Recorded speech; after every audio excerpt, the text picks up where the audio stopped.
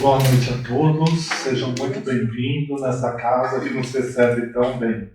Todos bem? Sim. Que bom, né? Então, meu nome é Paulo Maia, a lição que a gente vai falar hoje é intitulada A Linguagem. Está nesse livro de trabalho nosso, Fonte Viva, no capítulo 43. Né? O que seria a linguagem? É o que a gente fala somente? É o que a gente se expressa, né? É o que a gente se comunica. Em suma, é a transmissão de alguma mensagem de alguém para um receptor. Né? E por que será que a linguagem é tão importante? Por que será? Dizem que 3 coisas não voltam, né? A flecha lançada, a linguagem pronunciada, perdida, né? E por que é tão importante? O que diz a linguagem, na verdade? A linguagem diz aquilo que estamos pensando. E o que estamos pensando reflete o quê? O que está no nosso coração. Então, aí a importância do que falamos, do que a gente comunica, o que a gente passa para o outro, né? Logo no começo do capítulo aqui do Fonte Viva, sempre tem uma mensagem evangélica, alguma coisa da carta de Paulo. Então tem a seguinte mensagem, Emmanuel fala: linguagem sã e repreensível, para que o adversário se envergonhe, não tendo nenhum mal que dizer de nós. Faz parte de uma carta de Paulo para o amigo dele, Tito, capítulo 2, versículo 8. Na verdade, o que é isso? É um conselho de Paulo ao seu amigo Tito, né, seu seguidor Tito, na época da construção da igreja cristã. Então ele dá esse conselho: cuidado com a linguagem, para vocês verem a importância da linguagem. É como se fosse um manual de boas maneiras naquela época para a construção da igreja cristã. Então o que seria? Ele fala aqui na mensagem: linguagem sã e irrepreensível. O que é uma linguagem sã e irrepreensível? É aquela que tem a palavra edificante, aquela que nos põe para cima, aquela que edifica, aquela que, em última instância, é caridosa. Não ressalta os pontos negativos, mas sim os positivos. Né?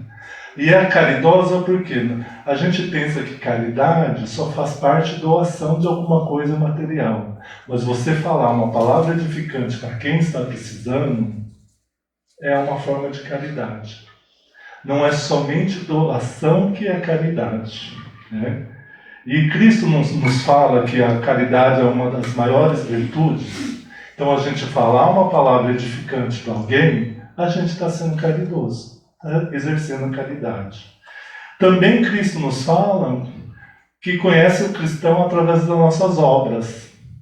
Então a gente tem que se acostumar a dar uma palavra edificante. Gente, falar a palavra edificante, uma palavra certa para quem está precisando, salva vidas. Isso é muito sério. Né? E também por que a importância da linguagem? Ela é uma maneira de você falar o verbo divino, você transmitir os ensinamentos evangélicos para alguém. Você está elevando a moral de alguém, né? Só que a linguagem pode ir para o bem e para o mal. O que você for falar é alguma coisa para o mal, é melhor ficar quieto. Mas é verdade, eu sei a verdade, eu tenho compromisso com a verdade. A sua verdade não é a mesma do coleguinha. A gente tem que aprender a parar de falar mal do coleguinha. A gente tem que aprender a não falar de quem não está presente para se defender. Se a gente seguir essas 2 lições, devagarzinho, dia a dia, muita coisa vai mudar na nossa vida. O maior beneficiário, quem vai ser? o coleguinha que eu estou deixando de falar? Não, a gente mesmo. Né? Então, se não for edificar, é melhor não falar. Né? Outra coisa, a linguagem não diz respeito só àquilo que eu falo. A gente está vivendo em sociedade. Todo momento estamos trocando mensagem com alguém. A vida em relação. A gente aprende no contato com alguém. Então, a forma como eu me porto com alguém. Você já ouviu falar em comunicação não verbal? Então a gente está transmitindo alguma coisa. Só pelo fato de você chegar e eu ver como você reage a mim quando você chegou, eu já sei o que você quer comunicar. Né? Vocês já viram falar em redes sociais? Eu preciso falar nas redes sociais? Não. Escreveu, você lançou a teste, não volta mais atrás. Então, cuidado. Eu tenho uma coisa comigo que eu sou muito assim, eu escrevia muito em redes sociais. E quando o texto era muito grande, eu falei, opa, vamos parar por aí, porque alguma coisa deve ter no meio desse texto aqui que eu vou me arrepender depois de mandar. Então, apagava. Às vezes, quando eu não conseguia mandar nada, ok, às vezes eu conseguia mandar uma frase pequena, já tá bom do que aquele textão, né? Então é isso. E nesse sentido, sobre linguagem, Emmanuel, nesse livro, ele fala assim, que a linguagem, na verdade, tem horas que ajuda. Lembra que eu falei que a gente é uma forma de exercitar a caridade? Tem horas que a linguagem ajuda, mas também tem horas que ela desajuda. Ela prejudica. Né? E outra coisa que ele alerta, para a gente não externalizar as nossas queixas. Isso não vai modificar seu sofrimento. É diferente de você pedir ajuda. Quando você precisa de ajuda, você deve pedir. Mas reclamar, só por reclamar, ele fala que você atrai energias negativas.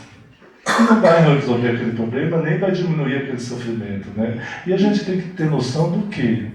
A gente não tem muita noção disso, que sofrimento, muitas das vezes, são oportunidades de crescimento. Né?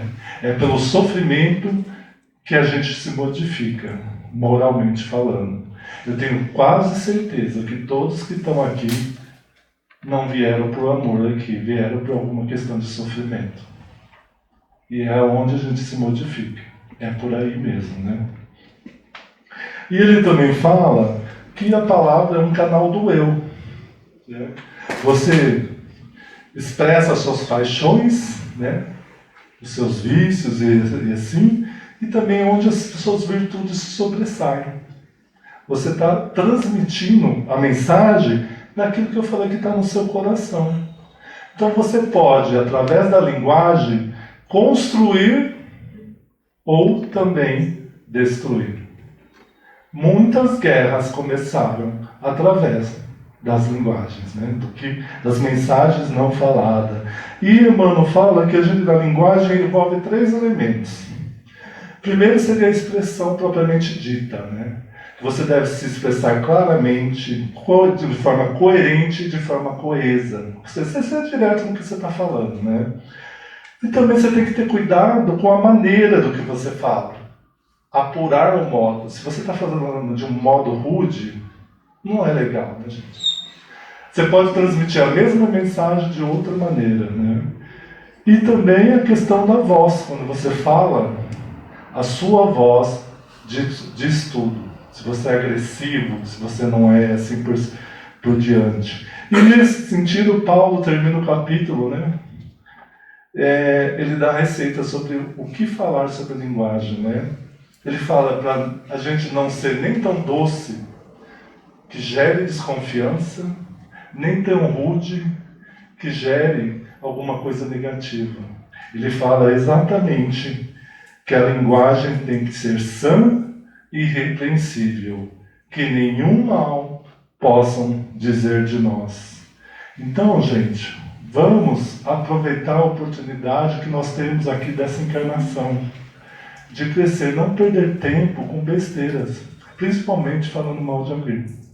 A gente está num mundo de expiação e provas. O que é expiar? É você se colocar no lugar do outro.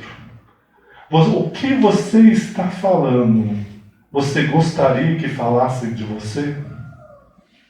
Então vamos fazer esse exercício, né? Então o que significa isso? A posição política do outro não nos interessa. A sexualidade do outro não nos interessa. O que o outro está fazendo de errado ou não nos interessa. O que é muito mais uma questão sobre nós do que do outro. Quem tem que mudar é nós, para que o outro possa mudar também e crescermos juntos, numa sociedade melhor, numa coletividade melhor. E nesse sentido, terminando, eu gosto de terminar com uma mensagem de Chico Xavier, intitulada Água da Paz. Quando alguém lhe provocar irritações, pegue um copo de água do pote, beba um pouco e conserve o resto na boca. Não jogue fora, nem engula. Enquanto durar a tentação de responder, deixe-a banhando a língua. Esta é a água da paz. Muita paz a todos, estejam com Deus, que Ele está sempre conosco. Obrigado.